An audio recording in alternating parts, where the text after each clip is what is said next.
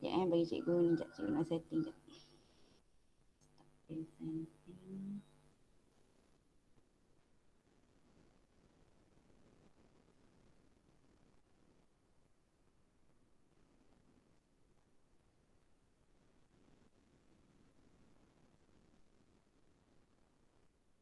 Okay, sekejap ya.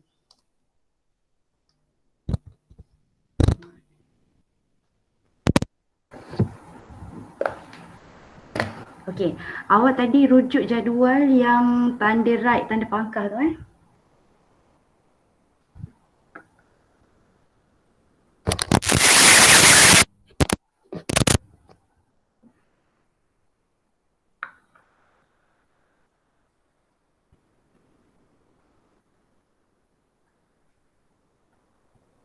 Okey, boleh nampak tak empat gambar ni? Empat cawan ni? Boleh cikgu. Boleh cikgu. Okay, so A air sirap darah A, B air susu ni darah B, AB Bandung ni AB darah air Bandung, lepas tu O adalah air paip.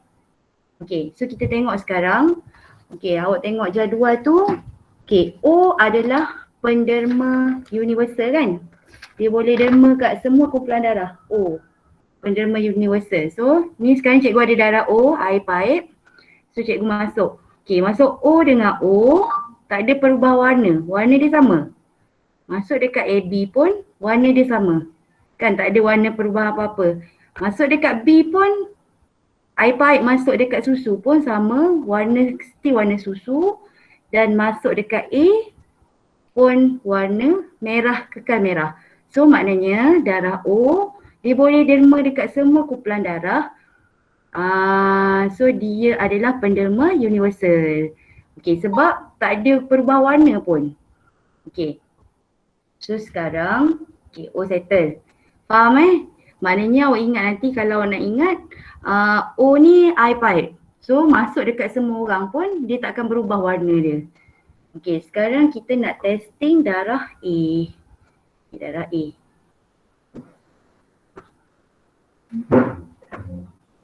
Okay, darah A air sirap kan? Okay, so masuk dekat darah A. Okay, masuk dekat darah A, sirap dengan sirap. So warna dia kekal sama lah. Okay, so bila masuk dekat darah B. Okay, sekarang air susu dah jadi warna bandung. Tak boleh. So warna dia dah berubah. Okay, kalau dalam sains kenapa tak boleh A bagi dekat B? So kat sinilah berlakunya penggumpalan darah sebab warna dia dah lain dah. Okay, so tak boleh. Okay. Darah B nak bagi dekat AB. Okay. Warna bandung still warna bandung. Okay, maknanya darah B boleh bagilah dekat AB. Okay, sekarang darah penerima dia darah O, air paip. Orang yang nak derma ni darah B. So masuk, okay, dah jadi warna lain. Jadi darah B tak boleh bagi dekat O sebab akan berlakunya penggumpalan darah. Okay. Tu, sekejap cikgu tukar dulu. AB, tu kena tukar.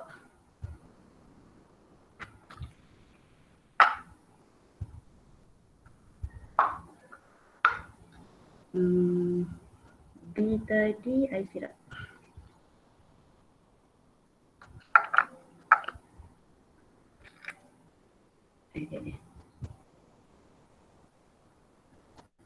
Ya. Lepas tu darah B. Okay, sekarang nak testing darah B. Nak testing darah B Okay, darah B susu. Darah B. Okay.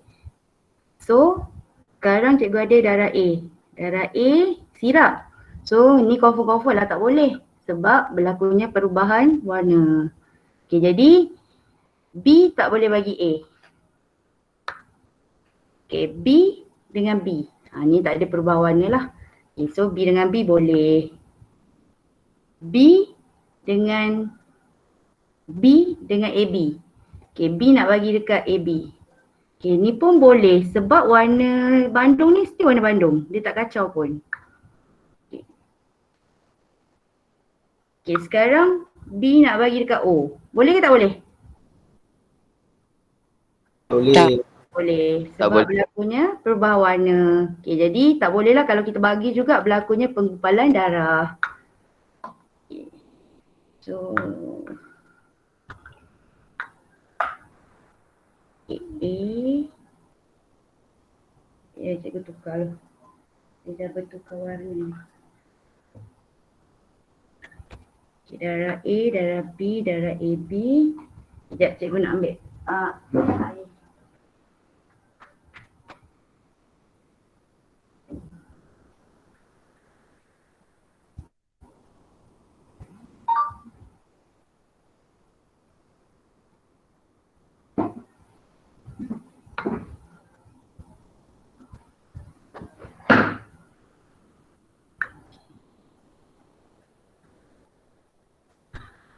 AB. Okay, AB. Sekarang kita nak testing AB. Testing AB air Bandung. Okay, AB. Okay, darah AB ni, okay ni AB ni air Bandung. Okay, air Bandung nak bagi dekat A. Rasa boleh tak? AB nak bagi dekat A? Tak.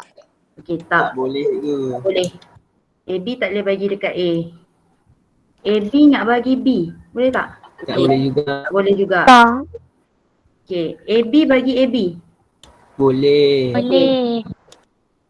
AB bagi dekat O. Tak boleh cikgu. Tak boleh. Boleh. So AB dia kedekut, dia boleh terima dia punya je tapi dia boleh dapat daripada semua orang. Dia penerima universal tapi penderma dia boleh derma dekat AB je. Okay, jadi faham konsep untuk derma darah ni. Ni analogi je. Dalam exam kita kena cerita dari segi antibody lah. Kenapa dia tak boleh derma? Sebab antibody sepadan dengan antigen. Okay, itu je. Ini adalah analogi untuk faham kumpulan darah.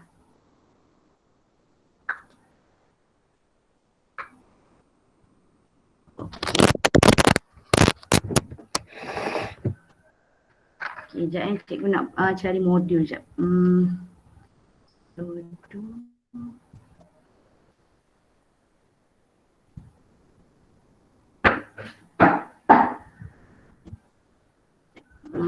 Ni.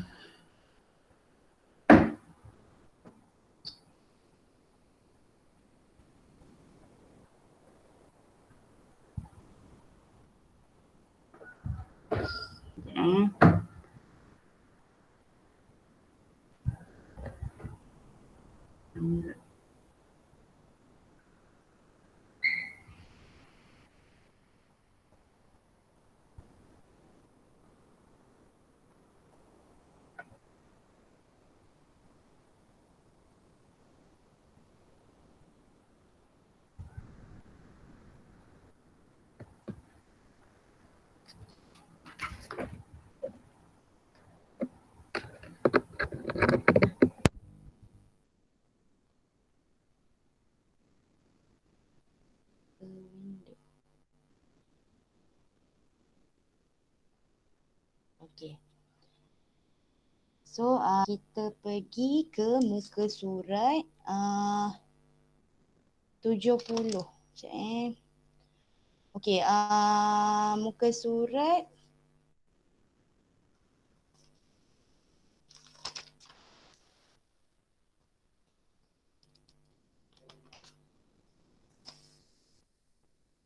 okay, muka surat 69. Surat 69. Modul lah. Awak buka modul awak muka surat 69.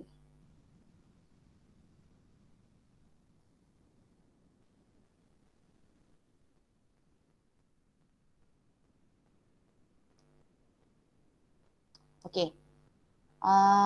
So cikgu rasa best tadi dah isi tapi analog belum isi lagi. So cikgu nak pergi cepat ni. Okay, so 3 analog isi sekarang. So best tadi dengar sekali lagi lah. Okay, so komponen darah. Tadi kita tengok kumpulan darah tu kita fokus kumpulan darah merah je. Okay, so komponen darah Okey, kita ada 4 lah. Persen yang paling banyak adalah plasma darah. Second, sel darah merah. Lepas tu yang paling sikit sel darah putih dengan platelet. Okey, jadi darah berperanan mengangkut oksigen dan nutrien ke sel badan, lepas tu bawa balik bahan kumuh dari sel badan. Dihasilkan dalam sumsum tulang. Okey, so kalau kita ambil darah tu warna merah. Tapi kalau kita masuk dalam mesin emparan ni, dia akan terpisah kepada 3 layer. Okey. Dan tadi sumsum tulang. Okey, nombor 2, plasma darah. Okey, plasma darah tadi yang paling banyak kan, 55%. So dalam plasma darah ada air dengan bahan terlarut. Okey, bahan terlarut tu gas, bahan kumuh dan juga hormon. Okey, jadi plasma darah ni disebabkan dia banyak air, jadi dia akan mengimbangi haba ke seluruh badan. Okey, sel darah merah. Dia bentuk macam donat yang macam doh donat tu kita tekan tapi tak ada lubang lah. Doh yang ditekan je. Okey, so bentuk dia adalah cakra dui cekung. So dia tak ada nukleus. So fungsi dia mengangkut oksigen. Okey, 3 bestari yang tak hadir pun tolong isi yang tak hadir masa belajar ni. Okey, sel darah putih. Bentuk dia tidak tetap. Berbentuk-bentuk lah sebab dia macam sel darah merah ni memang nampak bulat. Okey, bentuk tidak tetap tapi dia ada nukleus kat tengah-tengah tu. Okey, so sel darah putih ni melindungi badan daripada penyakit dan menghasilkan antibody. Okey, last sekali komponen darah adalah platelet. So platelet ni bentuk pun tak tetap, dia macam cebisan lah, cebisan kecil-kecil. Tak ada nukleus. Okey, membantu pembekuan darah dan menghalang pendarahan berlebihan. Kalau platelet tu tak ada, kalau kita luka kita akan non-stop keluar.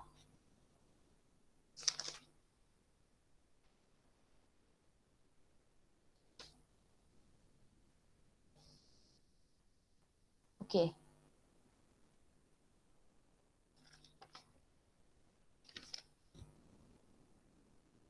Okey, dah siap belum salin?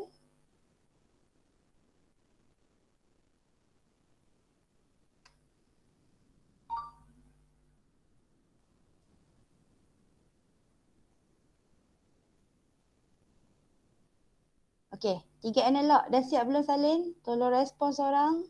Belum, Encik Cikgu. Okey.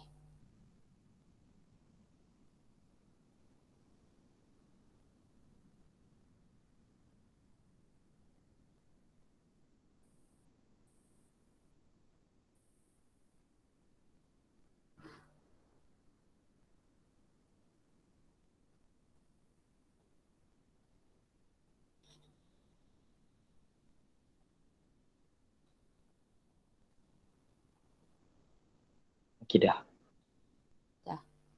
Okey. So ini sebenarnya dalam buku teks tak ada.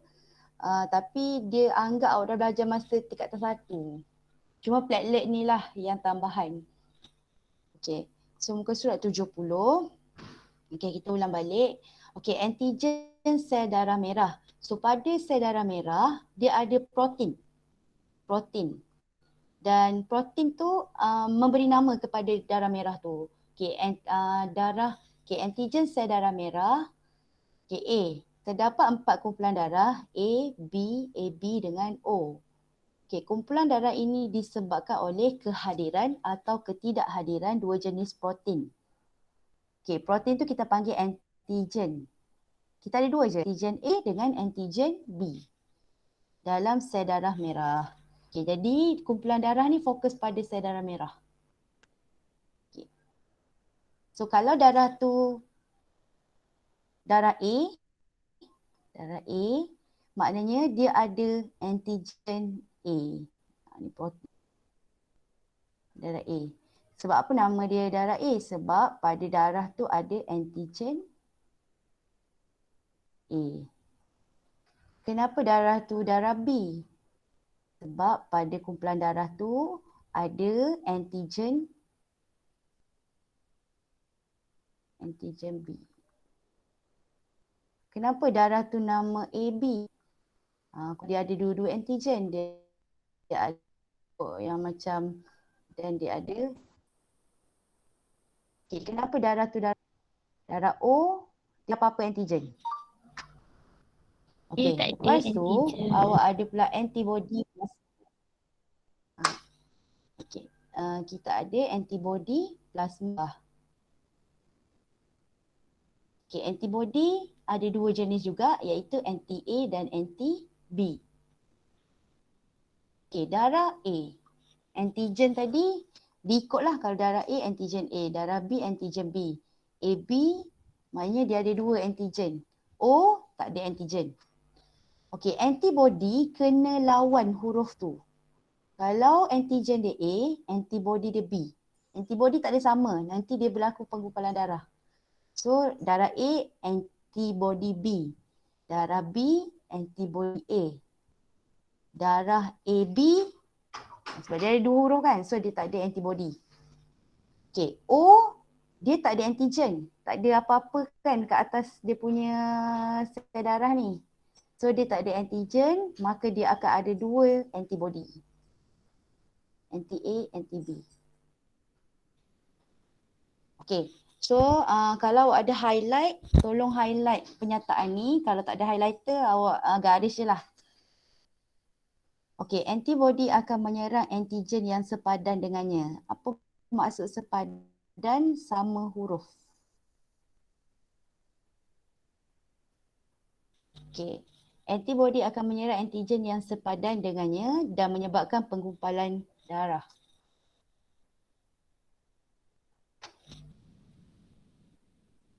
Sebagai contoh, individu kumpulan A tidak boleh menerima darah dari kumpulan B dan AB kerana kedua-duanya mempunyai antigen B. Okey, dia darah A tadi. Okey, darah A. Darah A. Okey, darah A. Antibody dia B. Okey, darah A, antibody B.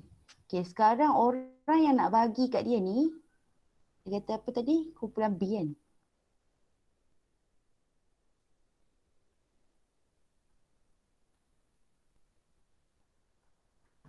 Okey. Okey, orang darah A ni accident. Sekarang orang yang nak bagi tu dia darah B. Okey, ni tak boleh. Sebab apa?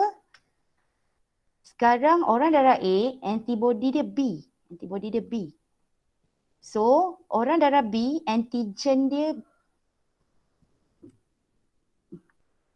okey, yang macam tanduk ni kan antigen B kan. So huruf sama dengan antibody. So tak boleh. So nak make sure orang yang nak derma tu kena antibody kan. Dia tak boleh sama. Dia kata antibody akan menyerang antigen yang sepadan, yang sama huruf. So antibody B akan serang antigen B. So tak boleh. Awak kena cari huruf berlawanan. Okey, kumpulan darah yang sesuai adalah penting semasa pendermaan darah. Okey, so tadi yang cikgu tunjuk tu lah, apa ni? Yang cikgu tunjuk tadi, cikgu guna sini tau. Sini. Cikgu guna bacaan ke sini. Pen cikgu start pula dah.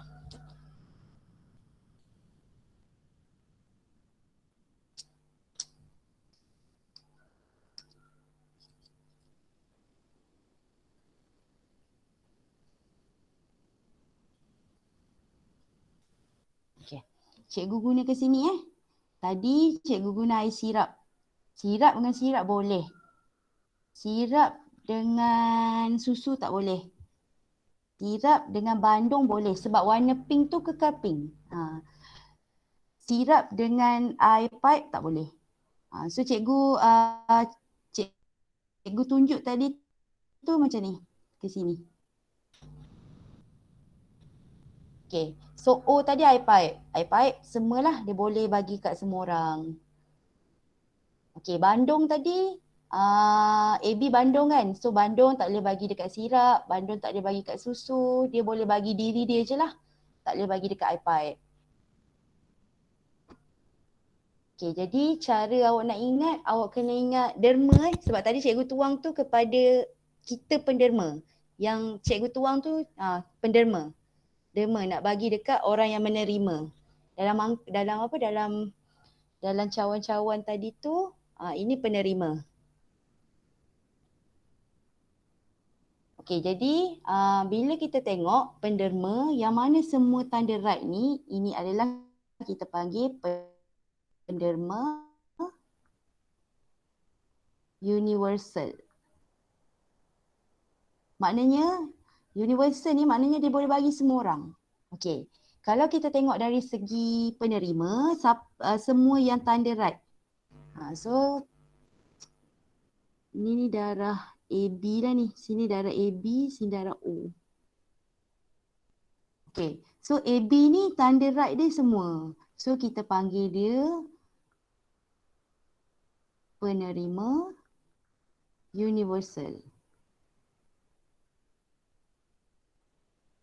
Universal. Penerima universal.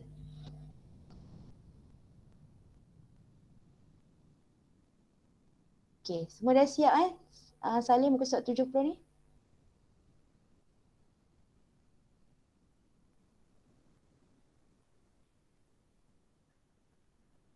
Okay, so A. Kumpulan O dikenali sebagai penderma universal kerana darah kumpulan ini selamat didermakan kepada semua kumpulan darah lain. So ingatlah O tadi air paip.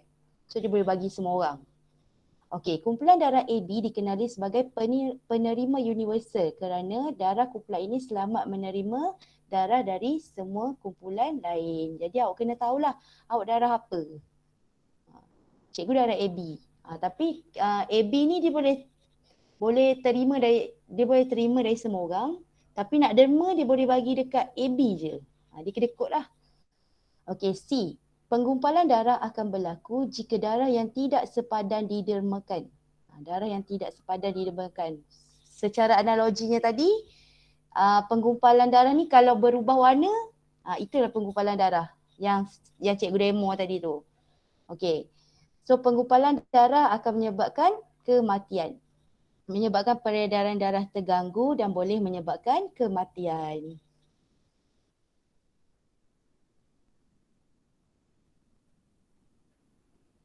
Okey, lepas tu kepentingan derma darah. So kalau tengok sekarang ni kadang-kadang ada kempen derma darah sebab ada certain darah yang sangat kurang. Okey, so yang pertama darah diperlukan untuk mangsa kemalangan. So bila aksiden banyaklah darah keluar kan. Okey, kes-kes pembedahan. Okey, kes-kes pembedahan. Okey, merawat pesakit leukemia. Penyakit berkaitan darah putih.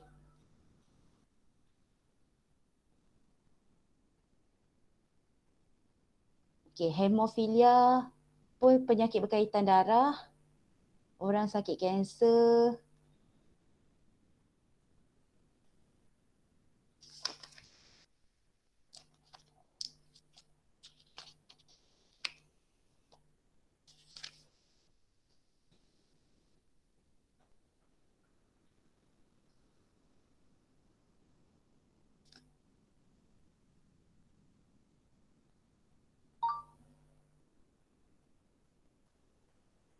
Okey, lepas tu komplikasi pendarahan semasa bersalin. Okay, ada orang yang berlakunya komplikasi lah. Dia kena ada kes tumpah darah. Okay, so tu perlukan darah masuk balik. Pesakit jantung, thalassemia ni pun berkaitan darah juga, penyakit berkaitan darah. Okay, jadi kenapa ada kempen derma darah tu? Sebab kita nak tolong pesakit-pesakit ni.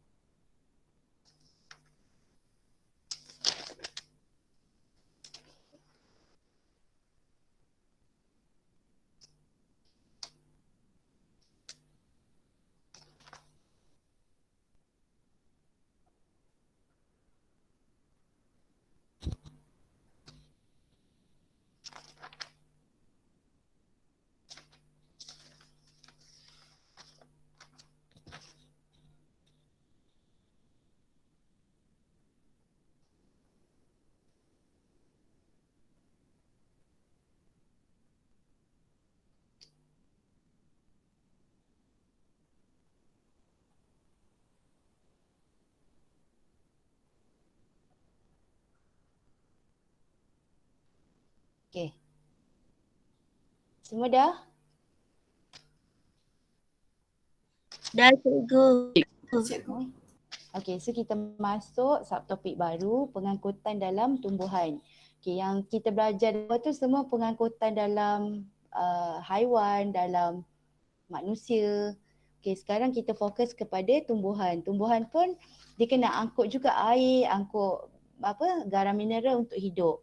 Okey, so yang pertama transpirasi dalam tumbuhan.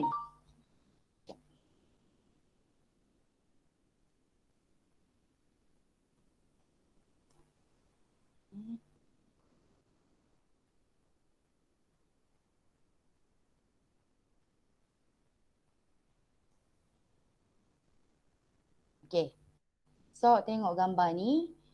Okey, ni keadaan normal. Okey, B ni mungkin hari panas ke, layu ataupun tak siram. Okey, lepas tu bila siram, normal balik. Okey, jadi mesti ada something yang angkut air tu. Okey, so transpirasi. Okey, awak belajar dah tingkatan 1 ni, transpirasi. Proses kehilangan air dalam bentuk wap air dari permukaan daun ke udara secara penyejatan. Okey, so yang angkut air, penyerapan air secara osmosis ke dalam tumbuhan, so akar. Kita siram tadi kan, siram air. So akar akan tarik air tu. Penyerapan adalah secara penyerapan air secara osmosis, angkut ke batang dan ke daun. Okey, kehilangan air secara penyejatan dari permukaan daun melalui transpirasi. Okay, daun merupakan bahagian tumbuhan yang menjadi tempat berlakunya kehilangan air yang banyak melalui proses transpirasi. Okay, air yang kita angkut dari akar ni bukan tumbuhan guna semua. Okay, so yang lebih tu dia akan keluarkan ke udara, dia tak nak tolak ke bawah balik. So dia keluarkan melalui daun, so nama proses tu adalah transpirasi.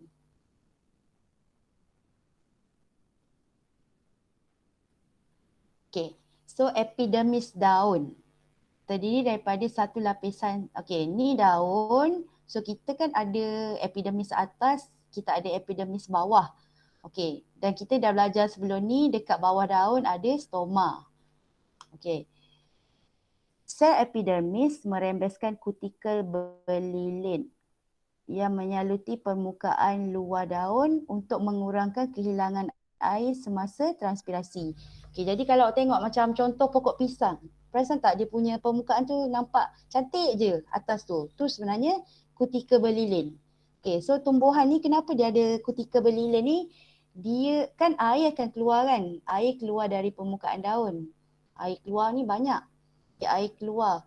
So kalau tak ada kutikel berlilin tu, air akan keluar, nanti pokok tu akan kering. Jadi kenapa ada kutikel berlilin ni? Sebab dia nak apa orang kata, nak kurangkan kehilangan air semasa transpirasi tu. Tak adalah keluar semua.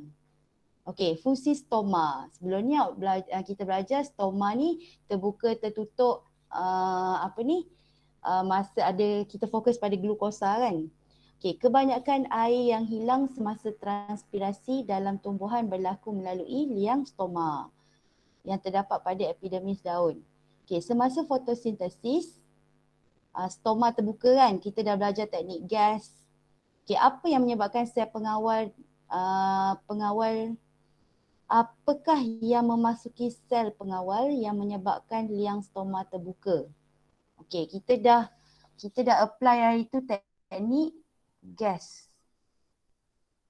Okey, stoma terbuka tu mesti ada kaitan dengan glukosa ataupun air. Okey, bukaan stoma juga menyebabkan tumbuhan kehilangan air secara transpirasi. Okey, selain gas keluar kat situ, ada kaitan dengan glukosa dan air juga hilang pun melalui stoma. Okey, last kali. Pelembakan atau gutasi. Okey, ini bukan embun tau. Okey, gutasi tidak sama dengan embun. Embun terbentuk daripada proses kondensasi wap air di atmosfera kepada air. Okey, awak bangun pagi awak tengok macam rumput tu basah kan. Okey, So kondensasi wap air dekat udara tu menitik dekat daun. Tu embun. Okay, gutasi ni. Okay, gutasi tu apa? Selain kehilangan air daripada tumbuhan melalui transpirasi, tadi kita belajar air yang berlebihan akan dibebaskan ke udara dalam bentuk wap air, itu proses transpirasi. Okey, air juga hilang dari tumbuhan melalui proses pelembakan ataupun proses gutasi. Okey, pelembakan atau gutasi merupakan kehilangan air dari tumbuhan dalam bentuk cecair melalui hidatot yang sentiasa terbuka pada pinggir daun. Gutasi lazimnya berlaku pada malam ataupun kelembapan udara yang tinggi. Okay, apakah titisan air yang dikeluarkan pada daun seperti yang ditunjukkan dalam gambar 3.11? Jalankan aktiviti 3.7 untuk mengkaji lebih lanjut tentang gutasi. Okay, so gutasi ni kalau tengok gambar ni, nampak tak dia dekat hujung. Ni daun dekat hujung. So hidatot tu macam salur lah. Hidatot ni hujung daun ni. Okey, dia terbuka. Jadi bila udara terlalu lembab ataupun waktu malam, okey, air dia akan keluarkan tapi duduk ujung ni je.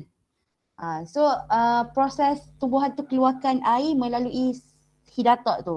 Kita panggil gutasi. Tapi kalau embun ni daripada udara. Dari udara yang terkondensasi. So embun dia mungkin menitik dekat sini. Tapi kalau tengok daun tu, dia dekat hujung je titisan tu. Tu adalah gutasi. Tu beza embun. Gutasi ni tumbuhan keluarkan air melalui hidatot. Kalau embun tu kondensasi wap udara. Okay, jadi kita isi modul. Tadi.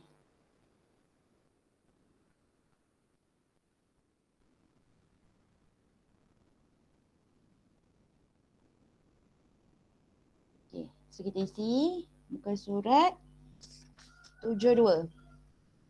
Okay, nombor 1. Transpirasi merupakan proses kehilangan air melalui stoma.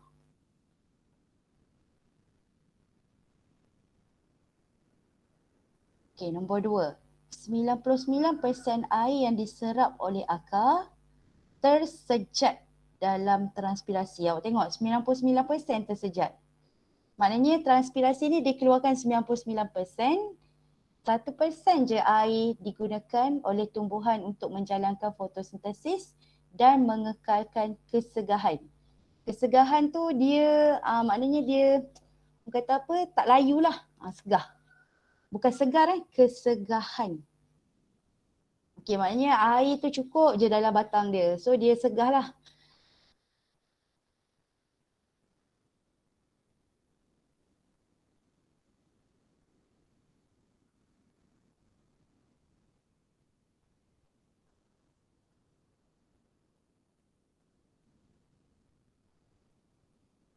Okey, nombor 3. Okey, transpirasi ni tak ada dalam buku teks ni. So kita awak isi lah. Okey, ni nombor 2 dah siap semua? Dah. Kenapa transpirasi ni penting sangat dekat tumbuhan? Okey, tengok dari bawah Okey, ni nombor 1 yang berlaku. Air diserap oleh akar. Okey, tarikan transpirasi dihasilkan untuk menarik lebih banyak air bersama garam mineral ke dalam tumbuhan. Ini nombor 2 yang berlaku. Okey, nombor 3. Okey, tadi dia kata 1% je guna. 99% lagi kita bebas. So, ni nombor 3. Air yang berlebihan dalam tumbuhan dapat dilepaskan ke udara. Okey, nombor 4. Selain tu, haba pendam tumbuhan juga dapat dilepaskan semasa air menyejat. Okay, ni nombor 4 ni tak ada dalam buku. Tak ada dalam buku teks. Okay, so air yang berlebihan ni adalah 99% tadi kan. Dia bagi tahu kat atas tu.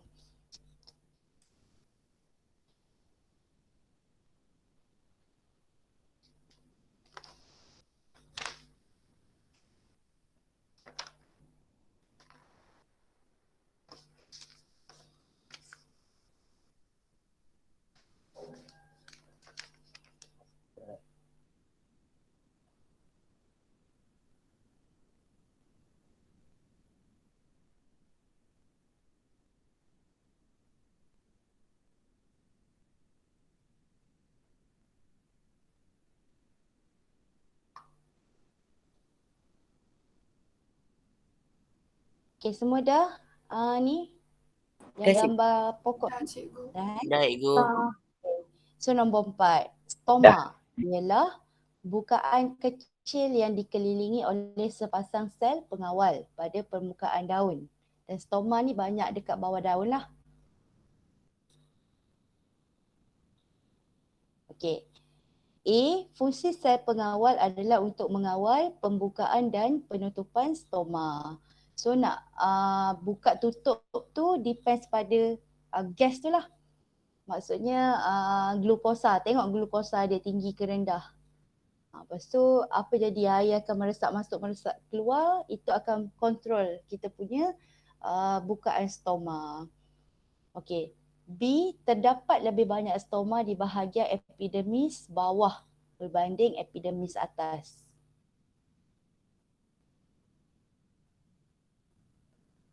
Okey, C, air hilang dalam bentuk wap air apabila stoma terbuka. Sekiranya air hilang dengan terlalu cepat, tumbuhan akan menjadi layu. Okey. So tadi dia kata dekat permukaan atas kita ada kutika berlilin. Tu pun sama, dia nak kurangkan air tu hilang secara transpirasi lah. Sebab kalau hilang banyak sangat, tumbuhan tu akan layu. Okay, D, selain air, apa lagi yang melalui stoma ni? Okay, gas. Gas oksigen, gas karbon dioksida. Okay, oksigen yang dihasilkan dihasilkan dalam proses fotosintesis. So kita akan release keluar melalui stoma. Karbon dioksida yang dihasilkan semasa respirasi. Okay, stoma terbuka dengan kehadiran cahaya, tertutup dengan ketiadaan cahaya ataupun waktu malam.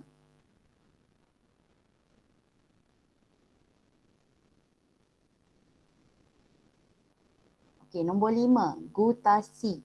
Proses pengeluaran air oleh tumbuhan terjadi pada permukaan daun, iaitu di mana air dikeluarkan oleh jaringan tumbuhan melalui hidatot. Okay, so hidatot tu berada di hujung daun. Sebab tu kalau tengok embun tadi, dia duduk cotek dekat hujung daun tu. Okay, gutasi ni jarang berlaku. Jarang terjadi berbanding transpirasi. Kebanyakannya proses transpirasi lah. Tapi bila hari terlalu lembab, okay, awak catat sikit lah. Kat sini tadi dia kata bila gutasi ni akan berlaku. So gutasi ni akan berlaku pada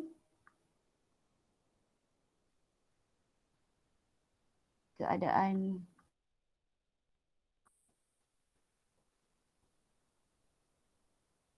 udara yang lembab.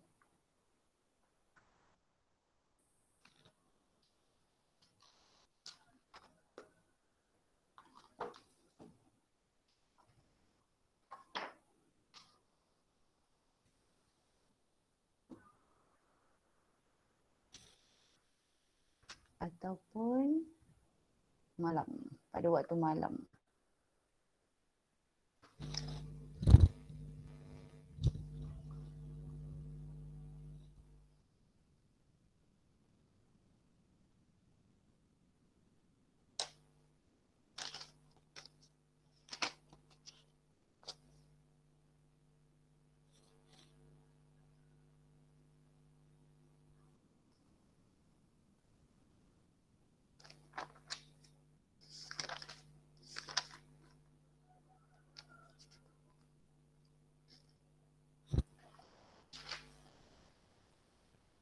Okey. So kita sebenarnya ada 4 eksperimen wajib yang kena buat. Tengoklah naik cuti lah kot. Ya Allah, memang banyak eksperimen kita. Okey, so faktor-faktor yang mempengaruhi kadar transpirasi. So kita ada 4 faktor. Awak tolong salin Salin je lah, buat nota kat sini. Okey, yang pertama faktor suhu. Yang kedua, kelembapan udara.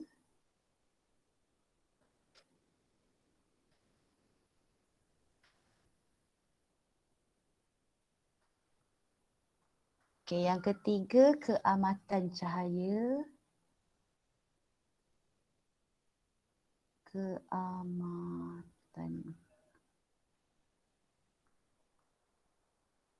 cahaya. Okey, yang keempat, pergerakan udara.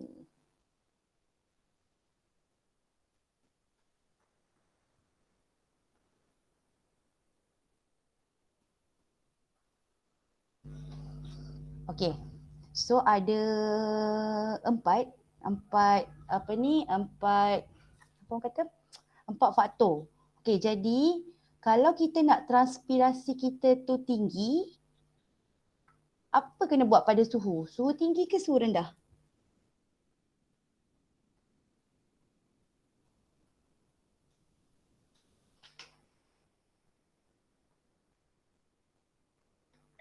Tinggi. Kena suhu tinggi ke suhu rendah? Okay, suhu kena tinggi. Bila cuaca tu panas, so kadar akan tinggilah, kadar transpirasi, kadar kehilangan air tu akan tinggi. Okay, kelembapan udara. Cuaca panas ke cuaca sejuk yang banyak transpirasi? Sejuk. Sejuk ke panas rasa-rasa? Hari sejuk ke hari panas yang banyak air akan keluar? Sejuk.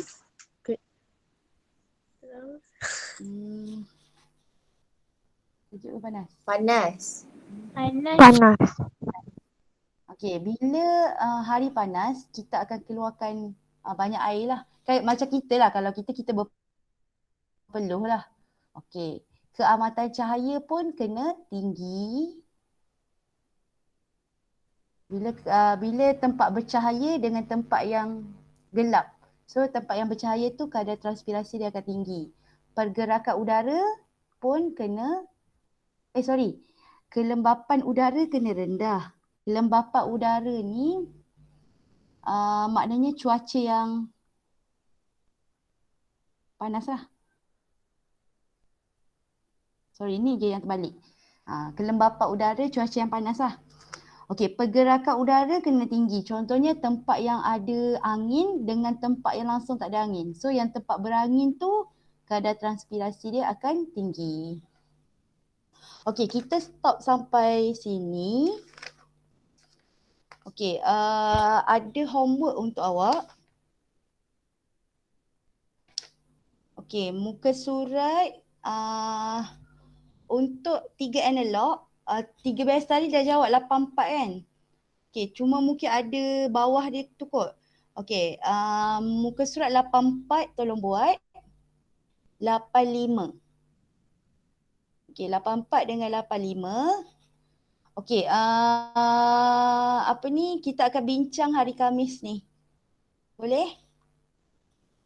Boleh. Boleh cikgu. Boleh cikgu. Okey, jap. 84. Okey, sebab kita dah habis dah ni. 84, ada sikit lagi. Tak habis. Okey, 84, 85 dah belajar tadi, kumpulan darah. 86 soalan D sahaja. 86 soalan D sahaja. Okey, cuba buat. So hari Khamis ni kita habislah bab 3 ni. So nanti cikgu akan tunjuk jugalah satu aktiviti lagi, pengangkutan air. Biasanya kita akan buat aktiviti dalam kelas. Tapi dah PDPR ni cikgu lah buat. Okey, awak buat dulu 84, 85, 86 soalan D. Okey, Idina nanti macam biasa Idina dengan Uwais tolong tengok siapa yang tak datang, siapa yang datang. Okey. Okey cikgu. Okay, terima Cikgu kasih. nak tanya. So jumpa hari nanti hantar PM cikgu Idina dengan Uwais. Okey. Ya Okay. cikgu. Thank you. Okay, so hari ni bertambah sikit daripada sebelum raya, 46 orang dari 2 kelas. Kita ada 68. Okay, ada yang masalah internet, tak apa. Okay, nanti cikgu akan upload video kelas ni dekat YouTube. Okay, jap. Stop recording.